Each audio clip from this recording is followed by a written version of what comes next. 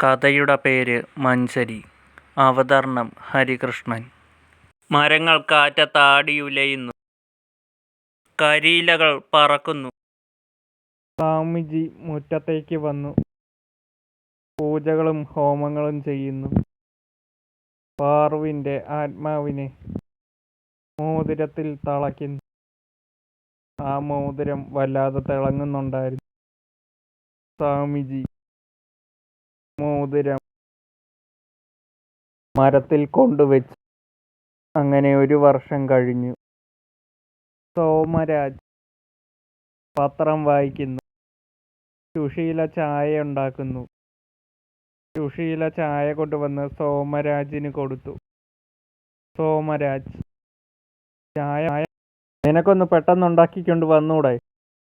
സുശീല, ചായ കുടിക്കാൻ ധൃതിയായോ? നിങ്ങളിവിടെ പത്രവും തിന്നുകൊണ്ടിരുന്നോ? വല്ല പണിക്കും പോണം. ഒരു ദിവസം പത്രം അടക്കം നിങ്ങളെ ഞാൻ കത്തിക്കും. സോമരാജ്, അവളെവിടെടി? സുശീല, കോളേജിൽ പോയി. അവളെയും കെട്ടിച്ചു വിടാൻ പൈസയൊക്കെ വേണ്ടേ? മേനെ, ഇത് വല്ലതും നിനക്കറിയണോ? പത്രവും കയറ്റിക്കൊണ്ടിരുന്നു.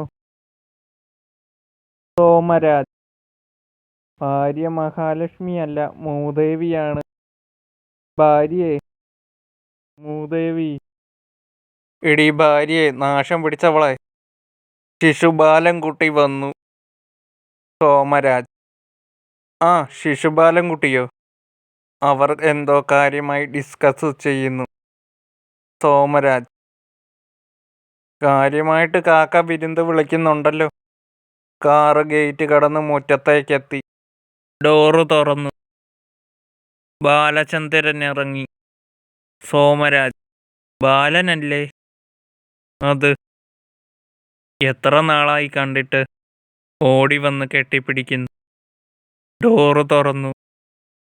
ആയിഷ്മ ഇറങ്ങി. സോമരാജ്, ഇതാരാ? ബാലചന്ദ്രൻ, എൻ്റെ ഭാര്യ ആയിഷ്മ. സുശീല, ആരാ അവിടെ? ആഹാ, ബാലൻ കുഞ്ഞോ? എപ്പ വന്നു? ബാലചന്ദ്രൻ, ഇപ്പൊ വന്നതേയുള്ളൂ. സുശീല, എന്നിട്ട് എന്നോട് പറഞ്ഞില്ലല്ലോ. സോമരാജ്, നിനക്ക് കേട്ടൂടെ ഞാൻ സംസാരിക്കുന്നത്? ബാലചന്ദ്രൻ, ഇതെൻ്റെ ഭാര്യ ആയിഷ്മ. സോമരാജ്, വന്ന കാലം നിൽക്കാതെ കയറിയിരിക്കെ. നീ കഴിക്കാൻ വല്ലതും എടുക്ക്. ആ പോ. സുശീല പോകുന്നു. ആയിഷ്മ സാരിയായിരുന്നു ധരിച്ചിരുന്നത്. അവളുടെ സൗന്ദര്യത്തിന് അതായിരുന്നു ചേരുന്നത്. ഇതിൻ്റെ ബാക്കി ഭാഗം ഇതേ സമയത്ത് നാളെ ഉണ്ടായിരിക്കുന്നതായിരിക്കും. ടാറ്റാ.